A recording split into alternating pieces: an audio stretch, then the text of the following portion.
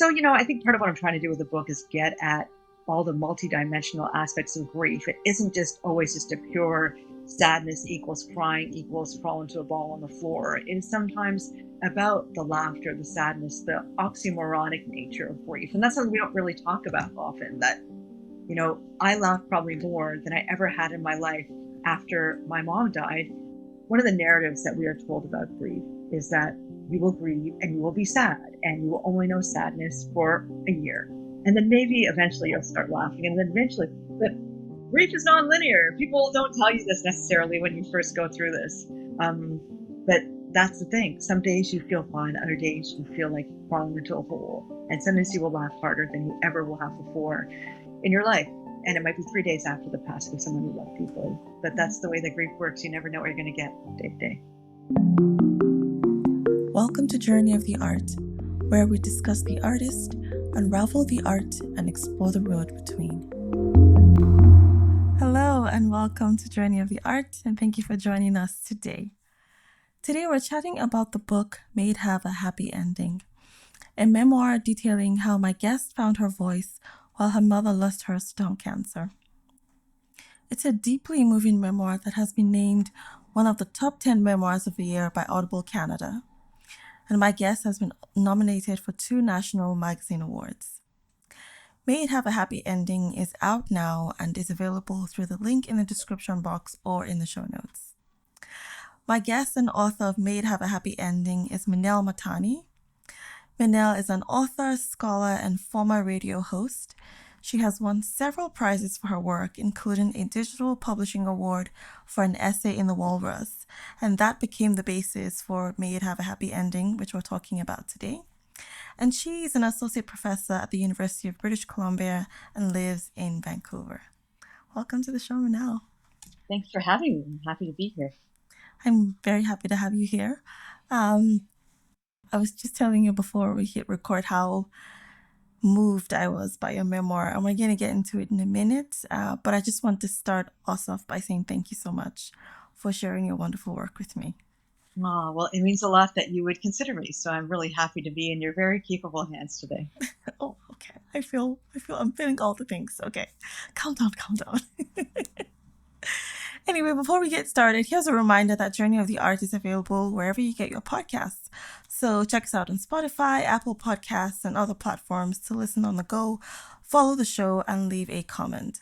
This really helps to boost our visibility so more folks like you can discover and join the community. Also, as always, I'd love to connect with you on Instagram, so please follow the show at Journey of the Art Pod. All right, Minelle. First of all, I want to talk about how your book made me feel. I always like to lead with this because I think when artists take so much time to produce anything, it's important for us to let them know how that work makes us feel. And I think the first thing I felt is grateful that you wrote this book. I still have my mother with me, and I consider it a huge privilege. But I was listening to one of your interviews where you said that this book is you meant this book as a gift for those who are grieving. And I just said to myself, this is such a good resource. There are several layers of meaning. And I just really, really, truly appreciate how you drew so many parallels, like your mother losing her voice and you found your voice. And I think that the book is about finding your voice in many ways. And not just about finding your voice in many ways, but also how things, people, and animals speak to us. And so the book for me is it's almost a book of exchange where you're speaking to people and people are speaking to you, things are speaking to you, animals are speaking to you. So I want to thank you for I can only imagine how much of your heart you poured into it. So I want to thank you for giving us this gift. Wow, like you really read it. I did.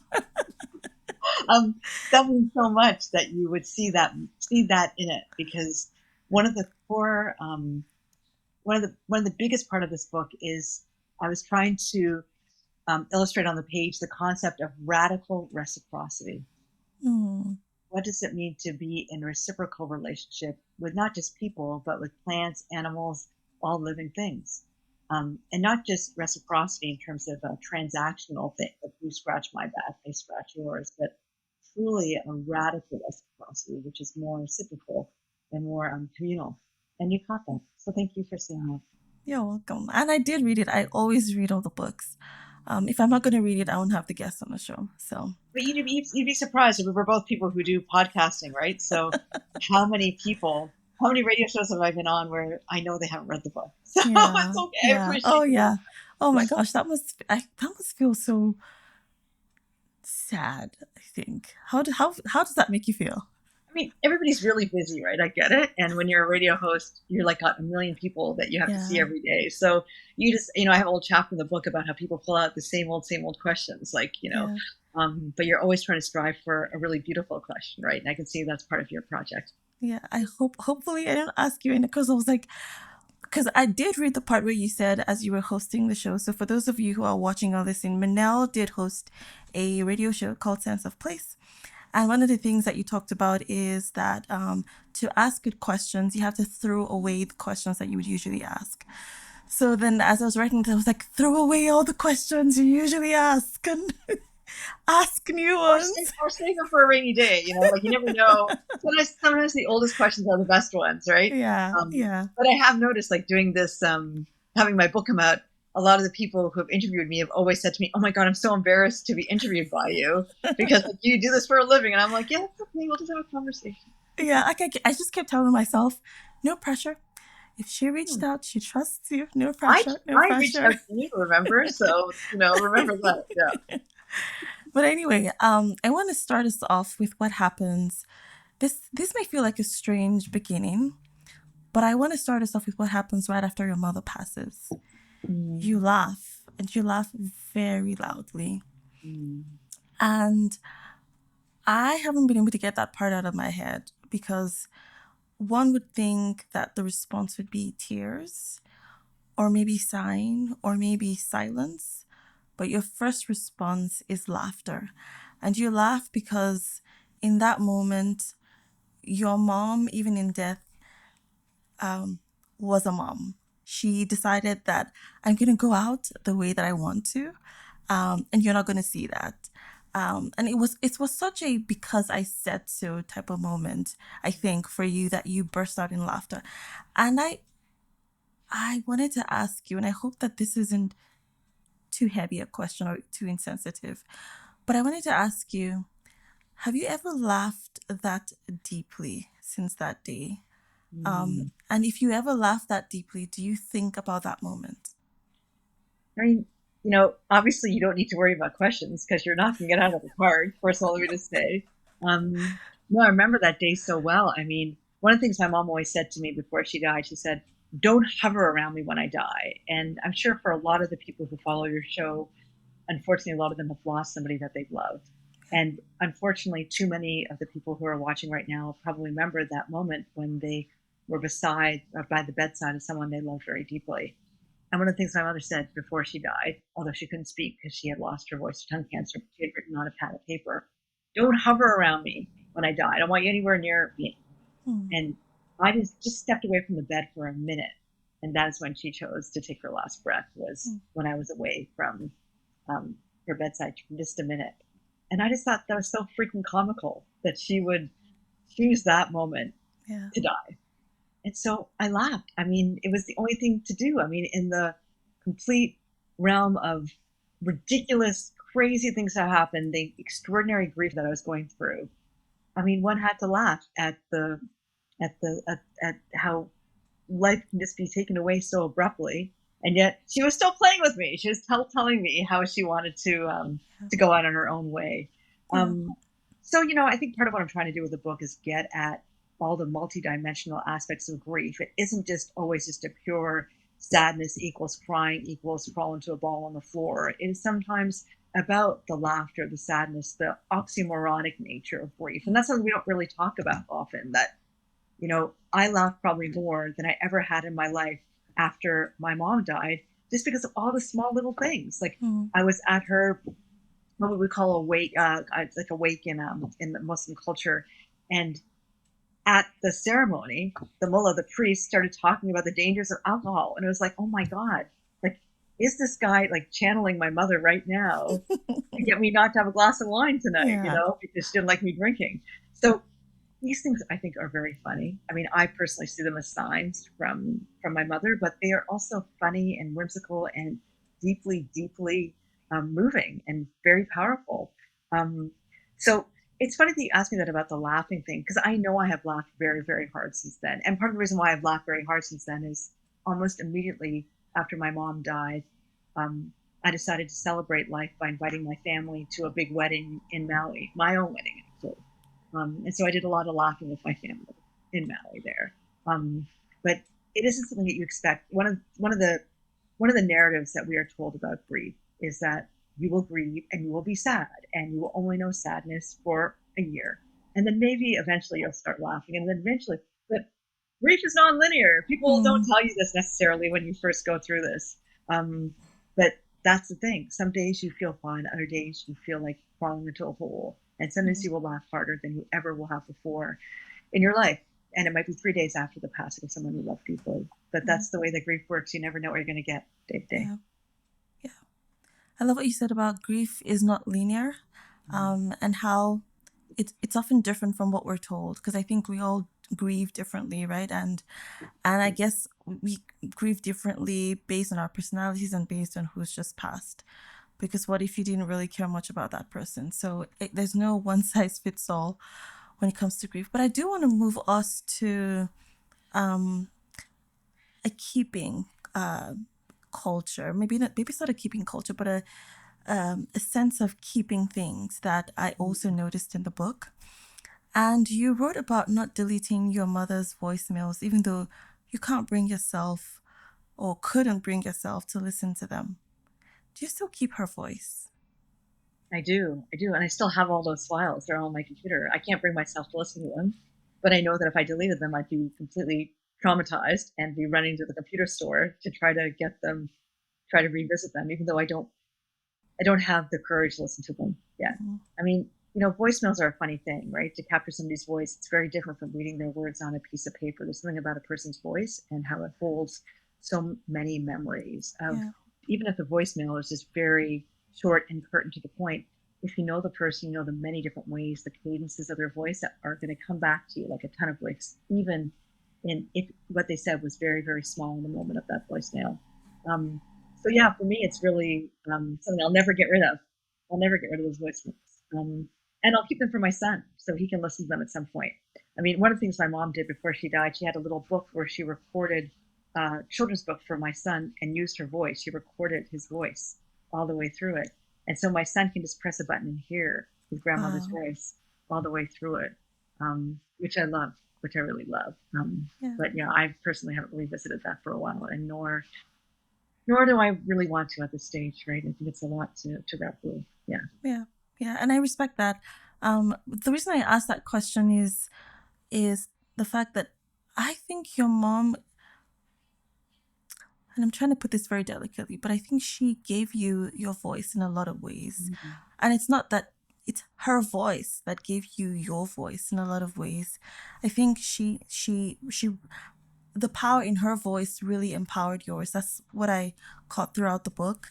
And so I just wondered about that. I wondered if you still kept that voice, and not just for the words that were said in that moment, but just the energy that comes through that voice. Really beautiful question. And thank you again for reading so carefully. I mean, the original title of the book was Voice. And we were going to go with that as the title. Mm, One of the things I discovered is that voice is such a broad, all-encompassing term.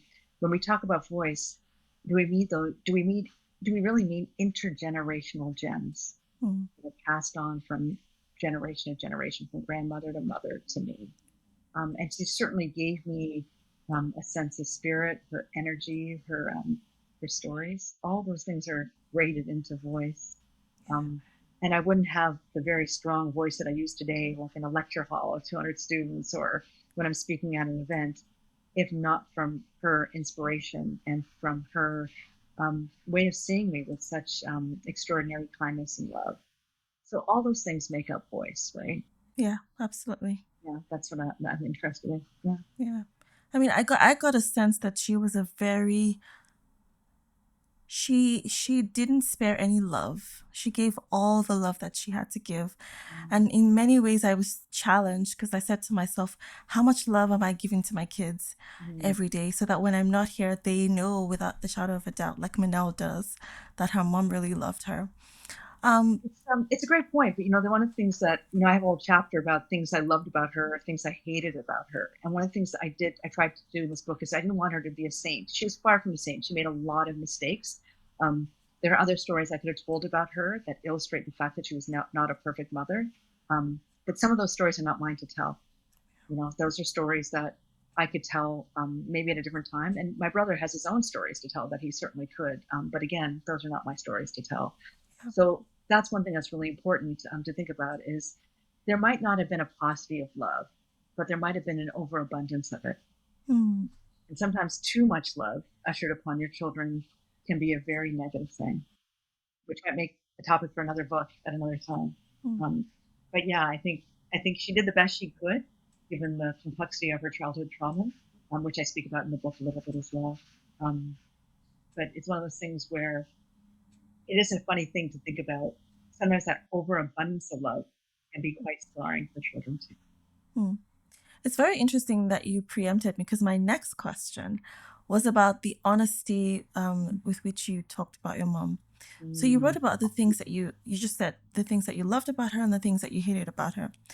And so I was wondering, how did you bring yourself to do that while grieving her? How do you hold love and a remembrance of the unpleasant things at the same time? This expression that everybody's using now, two things can both be true at the same time. Everybody's saying that now. Yeah. Um, you know, People of color have known this for years, right? That we can see how racism operates from both sides. We can see how whiteness operates in terms of privilege of power, and yet we can also understand our marginalization. People of color have been saying this for millennia, right? But now all of a sudden, white people have taken this term. Two things can both be true at the same time, and we can talk about that too. But I think that's part of what I wanted to get at. I mean, Hmm. all our parents are flawed. Some are more flawed than others. And a lot of that is just because, again, intergenerational trauma, which definitely plagued my mother. I mean, she was clearly sexually abused as a child, and that had a huge influence on her limitations in the ways that she could parent both my brother and I.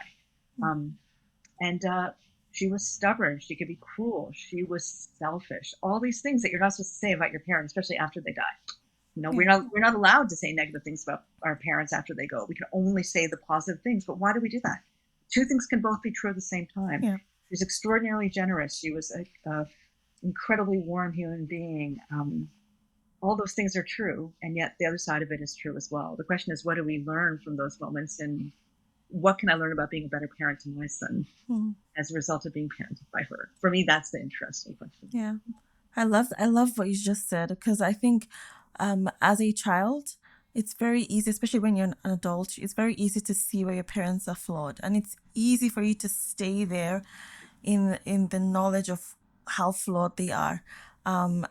And I think sometimes, at least this is true in my experiences, when I think about how flawed my parents are, the first thing I say to myself is, well, I'm a parent now. How am I sure that I'm not doing the same things that they did? And so I usually use that as a an opportunity to look myself in the mirror and say, okay, how am I fixing up so that I don't make the same mistakes? But yes, I do totally agree with you that two things can be true at the same time. I want to ask about the financial implications of your mother's treatments and the Hmm. $23,000 bill that you and your brother incurred for a treatment that didn't live up to its promise. Right. Um, I was holding my breath the entire time. I was like, please, please don't pay for this. Please don't pay for this. Please tell me you didn't do this. But then you did it. And I understood it. There was no judgment whatsoever. But I wanted to give you space to talk about this place of vulnerability that Mm. caregivers are almost trapped in. And I say trapped because you want to do everything in your power to save your loved one. Can you talk a little bit about that? Yeah, no. So we tried everything in the North American model to get her some help, but at a certain point, there was nothing left for us to do here. So we heard about this alternative treatment at a clinic called Infusio, and we just threw money at the problem. Money that we did not have, by the way, but we just maxed out the credit cards and did it. Um, and I think that when you see a loved one who is in so much pain, you want to do everything to fix it. And if there's even a little, there's a there's a grain of hope that something can be done, like just the possibility, a thread, you're going to take it. And we did. Yeah. And even I don't regret it. I don't regret it. I mean, would I like that money now? Sure. But I mean, I have no regrets because it gave her hope and it might have actually kept her alive longer.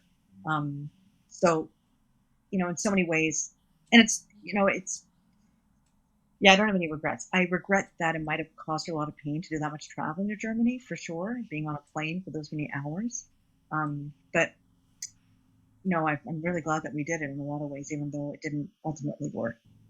Yeah. I mean, one of the lines in the book is I say, um, when the clinic realized that they couldn't do anything for her, um, the the technician said, "When she goes, it'll be quick." And thank God he said that. That was so annoying. But it was actually great because I didn't want her to suffer anymore. Like when Hmm. I knew it was closer to the end and I could see the writing on the wall, it was really quick.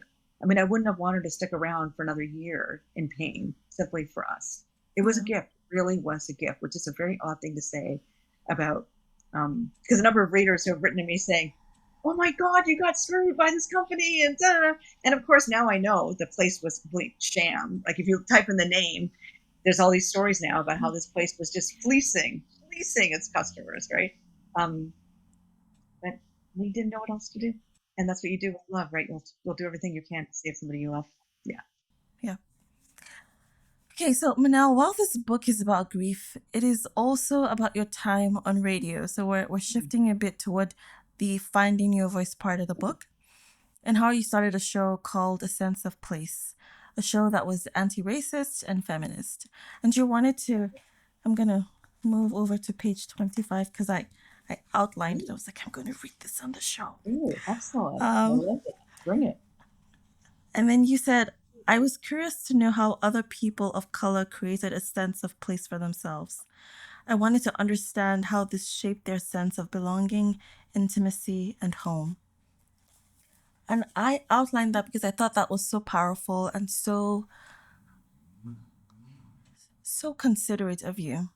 Hmm. And so I wanted to ask, would you say that you accomplished this at the end? Or are there aspects of this that you still want to understand? I think it's a lifelong process. I'm a social cultural feminist geographer, which basically means I can't read a map to save my life. But I'm always curious about what makes a house a home. I'm always curious about how we create a sense of identity ourselves in place. And I always Mm, say to my students, nothing happens on the head of a pin. It happens someplace in place. So we need to think about that, where we are located, um, and that a politics of identity, which is what this book is about, really is a politics of location. So that yeah. who you are has a lot to do with where you are. Because where we are really matters. It changes how we think about ourselves. It changes how we think about those around us that we're in proximity with. Um, and I think it's really important for us to delve in to think about. And I am still learning that. Every day I'm trying to think about how I create a sense of home for myself and for others, and how I can make sure that people feel seen in place through either interviewing them or by writing.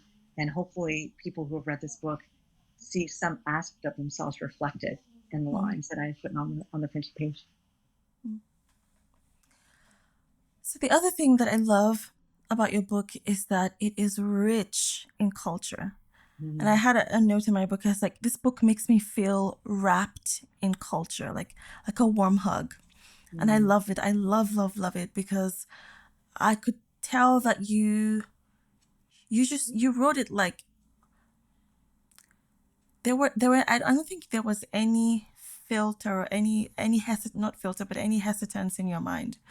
Like, I'm going to write about my culture and you're going to get it. It's going to be beautiful. We're going to love it. And I loved it so much. I learned a lot. I'm sure that it's very tiny compared to what your mother's culture is. But I was so fascinated by how much culture that you shared in the foods in your mother's recipes in the book, her praying culture. Like, it's just so beautiful. mm. And for those watching or listening, your mom was Indian and your dad was Iranian, so you're Other way around. biracial. Oh Other way around. That's okay. no, Don't worry. no! I was like, oh my gosh, I have to get this. No, it's Mother okay. is. Oh, I'm so That's sorry. totally okay. No, it's okay. Not a big deal. It's a lot to make sense of. Yeah, mother Iranian, father Indian.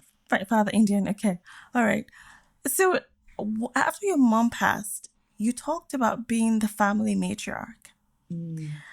And I want to ask, how easy or challenging has it been to pass down your mother's traditions? I don't think I'm doing a very good job, to be honest. I feel You like did I say that in the lost it. book.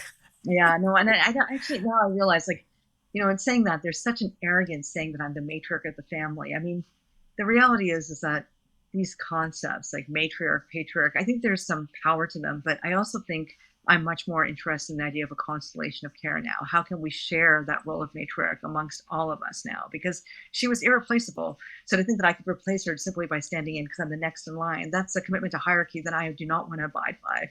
Mm, So how do I create constellations of care for the rest of my family so all of us can be matriarchs in the plural form? I think is a much more I would think about it differently now, because mm. I can't replace her, nor should I have to, Yeah, nor could I ever anyway. So I'm much more interested in shifting um, how I understand this intergenerational kaleidoscopic shafts of light that right, are echoes between us. That's the kind of thing I'd like to think about instead, I think. right. And I love that change in that switch in perspective. But I'm also curious about how you're passing down some of those things in collaboration with the generations. So I Mm, noticed in the book that you talked about, your son, you're teaching your son to pray and you're teaching your son some of the things that she taught you. Is that something that you're conscious of on a regular basis? Like what traditions am I passing down? yeah, and I wish I did more of it, but I live all the way out here in Vancouver, and the rest of my family's in Toronto. So, Yeah. in terms of passing down culture, there's very little that I can do because I'm very much on my own. I try, but it's different when you have a community of people. I Yeah. think that's the case. Yeah, he's still saying his prayers every night, and Yeah. he might not want to do it, but his mother's making him do it. Yeah. So I'm like that. Um, yeah, I mean, so I keep on trying to pass down things to him for sure. 'Cause I think that's important to understand his culture. And we're Yeah. speaking of my dad, I mean, we're about to go on this big trip to India. So that'll be amazing for him to see what that's like, right? So Yeah. that'll be one way of passing down the culture too. Yeah. Yeah, and I asked that question because I am an immigrant, and one of the things that utterly breaks my heart is the fact that I'm losing some of the traditions that I had.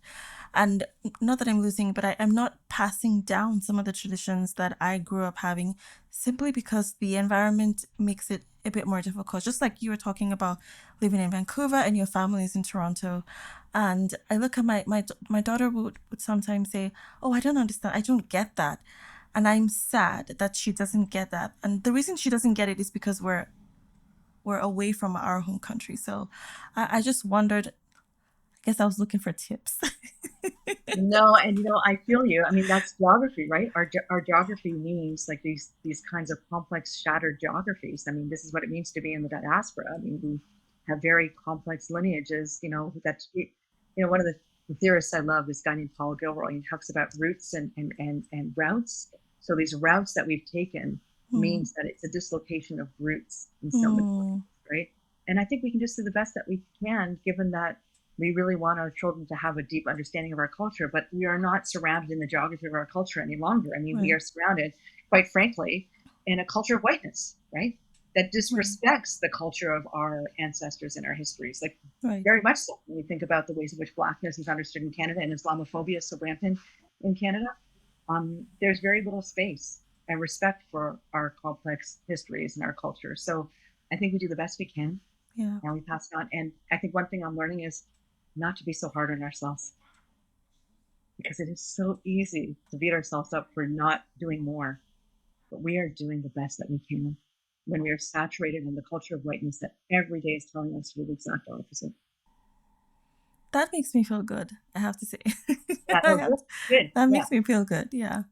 Yeah, our ancestors would want that too, right? Yeah. They don't want us beating ourselves up on it. Honestly, Yeah. think about, I mean, the fact that you're raising a child against insurmountable odds of ongoing kind of racial violence, such extraordinary racial violence in this country, right? Yeah. Yeah. Okay. And next I want to ask you about, I mentioned this earlier, but you talked about the importance of asking your guests the right questions and not just focusing on the what, when, where, who, but also asking the why and how questions. And you give this, there's a phrase you use, this colonial questioning, I think is Yeah. how you phrased it. And I was very moved by that because I was like, oh my gosh, have I been asking more of the colonial questions? Because there's a way that, the colonized can now become like the colonial master. So that gave me a lot of pause. But I did want to ask, I know that this is a different audience. The audience of the book is what I'm saying. But the way you speak to us in this book leads me to ask you this. How has this thinking about questioning, or how did this thinking about questioning help you to write the book? Um, Great question. We'll start with that. I think, I'm the least interesting thing about me is that I'm a professor. And I say that because I'm proud that I get to teach, but it also makes me kind of a pointy-headed academic. But if you're an academic, what do? You research. Mm. You have to ask questions. And if you're not curious about the world, you should not be in academia, right? To write a PhD, you have to ask a research question, and you have to justify the research question, explain why this research question is different from any other research question that has ever been done, because the PhD is an original contribution to research. So I've been asking questions for a very long time as a professor because that is my job, and I wouldn't have a PhD without it. But I also work at a university, which is at the heart of colonial rule. Universities are bastions of whiteness and protect whiteness, have been protecting whiteness for millennia.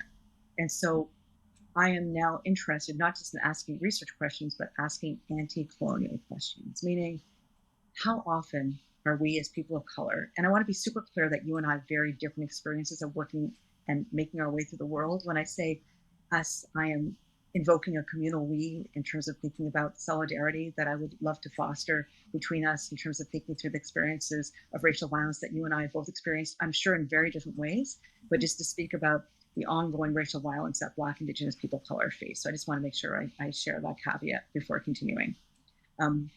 But I was just very curious about all the kinds of questions that people of color get asked all the time and how infuriating and how offensive it is. And just one of those questions, to give you a good example, is where are you from?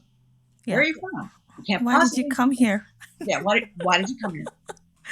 Yeah, that's a great one. Why did you, like, Yeah. honestly, like, why did you come here? Like, asking a white person that would be a really great question. But of course, that's not acceptable. But it's okay to ask you that.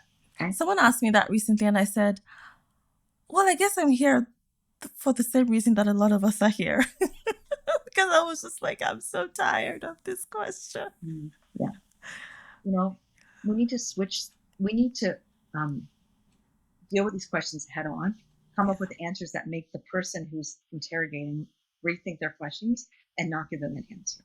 Yeah. So I always think about, is there another question that I can come back with to help them think about it differently? So for me, the question isn't, where are you from? The horrible question, right? Because what does it even mean? Like, where are you Yeah. from? Like, am I supposed to talk about country? Am I supposed to talk about my family? What does that really mean?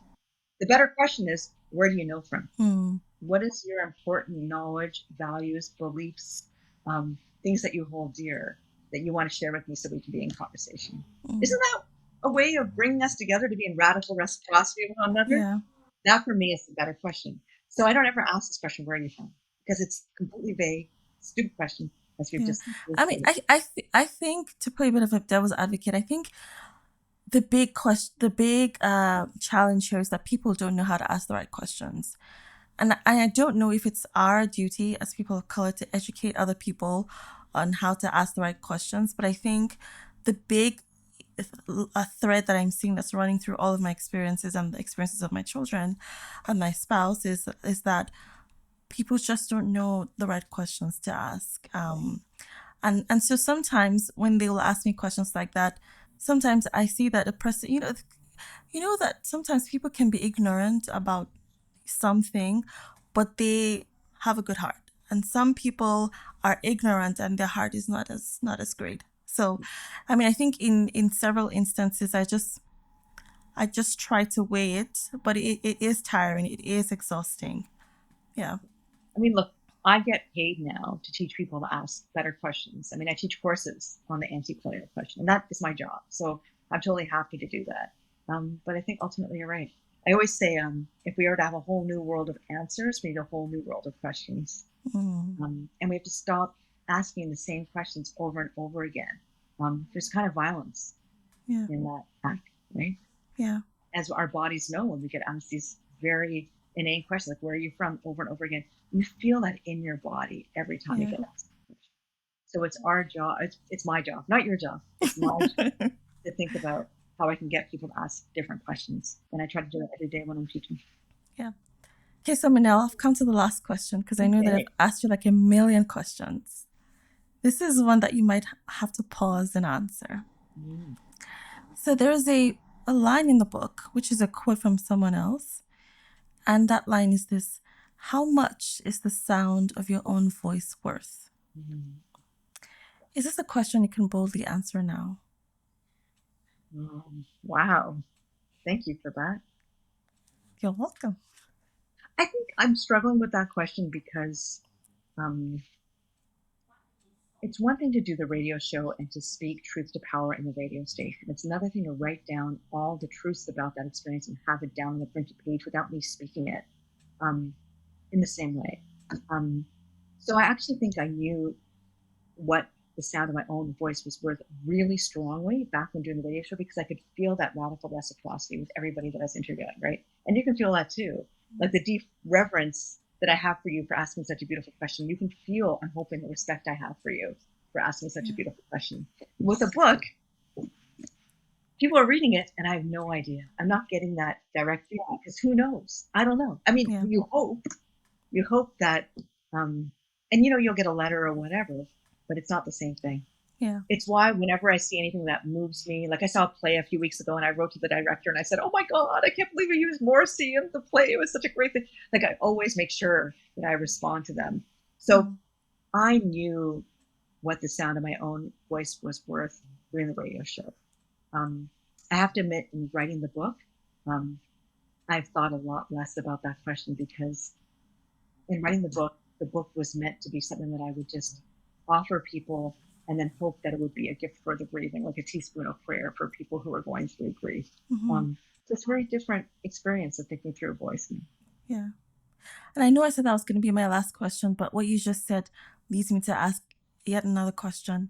How has your voice evolved from the time of this book?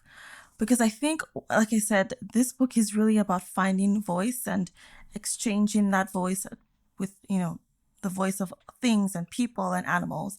And I'm just curious to know how your voice has evolved. Are you finding different streams of is the timbre of your voice different now? Is it deeper? Is there a pitch to it? Has the cadence slowed or is it even faster? What would you say that evolution, if it does exist, looks like right now? No, I mean, there's so many different ways you can talk about voice, right? Is it metaphorical or is it physical? Is it timbre? Is it cadence? All those things. I think the thing I've learned, so I spent all that time doing radio, deliberately not talking about myself as much as because I wanted to bring out the best in the people that I was interviewing.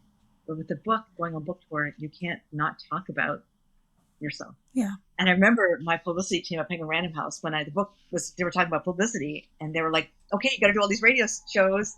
And I was like, "Oh, great. Me and Dawn, my boss, we'll do it together." And I remember the publicity person saying to me, "Minelle, no, you can't do this with anybody else. This has to be you." And I was like, "Oh God, good grief. I finally have to talk about myself." And that's the thing. In writing the book, it has made me talk about myself that I can no longer deflect anymore.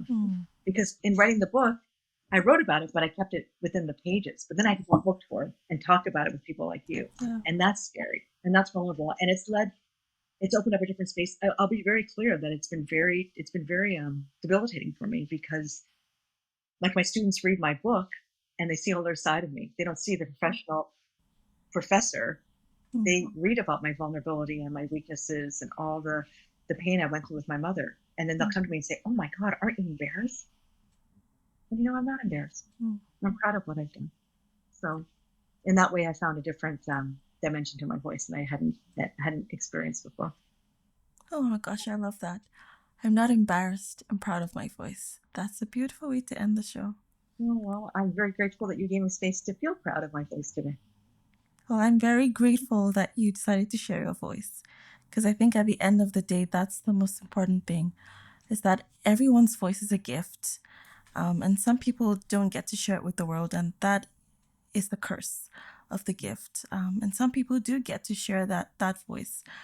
And it's such a beautiful thing when you can share the gift of your voice. So thank you for coming on the show and for all your beautiful answers and for making this a beautiful experience for me, because I was like, oh my gosh, she's so accomplished. Am I going to ask the right questions?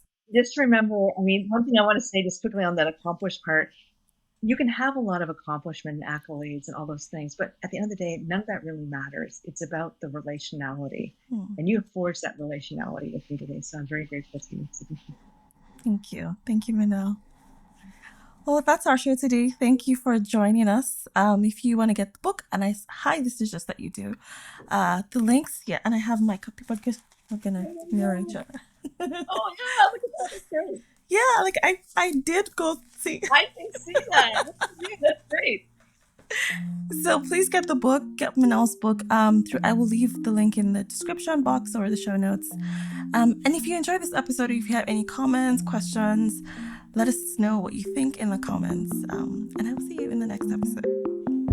On the next episode, I'll be chatting with another inspiring artist. But before then, I'd love to hear from you. Tell me what you think about this show and this episode. Feel free to drop me a note here or send me a DM on Instagram at Journey of the Art Plot. Finally, please subscribe if you're watching this on YouTube, or follow and rate the show if you're listening elsewhere. Help me connect with other artists who need a dose of inspiration today. Until next time, stay on the journey of your art.